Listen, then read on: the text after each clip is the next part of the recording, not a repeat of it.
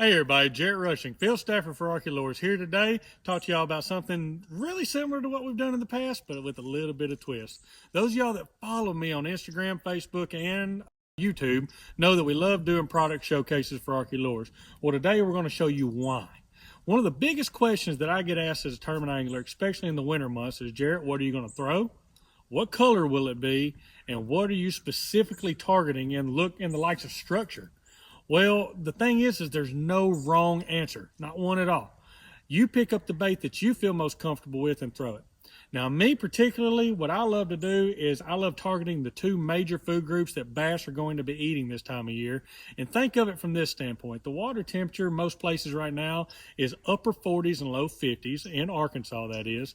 And just like human beings, whenever the water temp gets cold and bass get cold, they get lethargic. We get lethargic whenever it's cold as well. We don't want to get out from underneath that cover. Now, what the bass are doing is they are targeting big, cumbersome, bulky meals that they don't have to expend a lot of energy on. So whenever I start thinking about what type of food source that is, in most places, it is the great big balls of shad or our favorite invertebrates, crawdads. Now, what we're going to do today is I'm going to teach you a way that you can scout just a little bit easier. Now, the thing is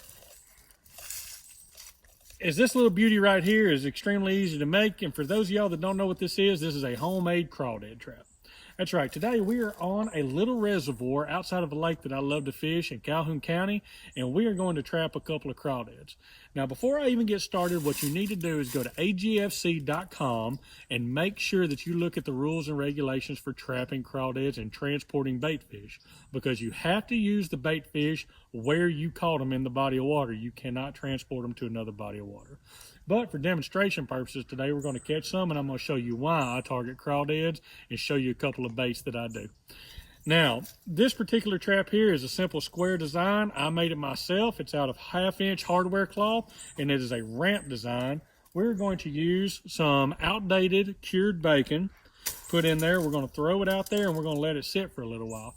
Now, what we're planning to do with this is catch some crawdads and then compare coloration of crawdads for you all. The reason that we want to do that is because in Arkansas, there are over 50 species of crawdads crawling around out here. A lot of people don't realize that. And each species has a distinct color pattern. And during their different molting cycles, they usually possess different color patterns as well. So the easiest way to scout is to get you a couple of crawdad traps, go to the lake that you're going to scout anyways, drop them in the water, go fish, come back, pick them up, and see what the crawdads are doing. So this is really simple. Again, this is a flat trap. There are round designs. You can make your own. You can buy them at Bass Pro Shops. But we're going to use this one today. All you do is you take, throw it out, let it settle,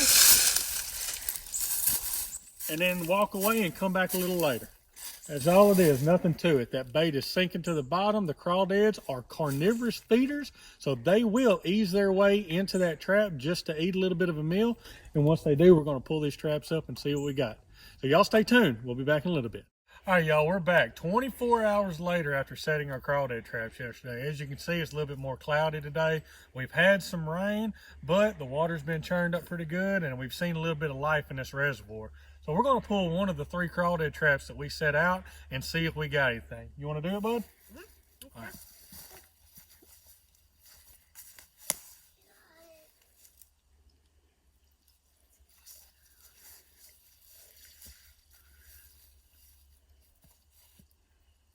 And as luck would have it, we have one. He's in there pretty tight right now. But we do have him right here in the cage. Let's see if we can get him out.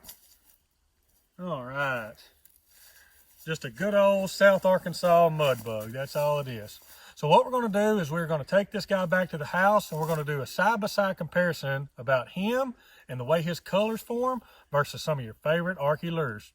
All right, we're back here at the house and we're going to do a color comparison. Our little crawdad friend is striking a pose right now and showing us all of his brilliant colors. The one thing to remember most importantly is what the bottom side of the crawdad looks like. You can see this guy has a lot of orange and a lot of red in him. That's very important when matching colors because whenever a crawdad jumps off of a structure and glides through the water, bass that are on the bottom feeding will look up and those colors will initiate a strike. Likewise, bass that are feeding down, looking onto the ground, will look at the tail pattern and the side pattern of a crawdad, especially their color formations there, and that could initiate a strike.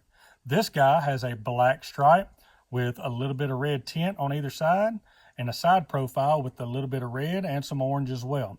Whenever crawdads become a little bit more active, one thing to keep in mind too is the tips of their pinchers. The tips of crawdad pinchers will take on an orange or a red tint, and that is important when selecting a bait to match the hatch. So, looking at this guy, I see this bait here, and it stands out to me. This is the 1/4 ounce Arkie original jig in the brown and orange color. As you can see, we've got a lot of orange comparison as on its belly, but the brown comparison to its back. Great color to match up with.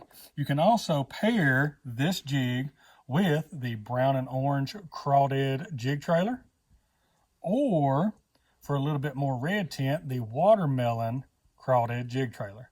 This is a very short, small, compact bait. Looks just like the crawdad profile that we have here in total length and total bulkiness. Looking at this crawdad, there's another color that Arkie makes that is very, very common, and I promise you it will match the profile as well, and that is the watermelon red original Arkie 1/4 ounce jig.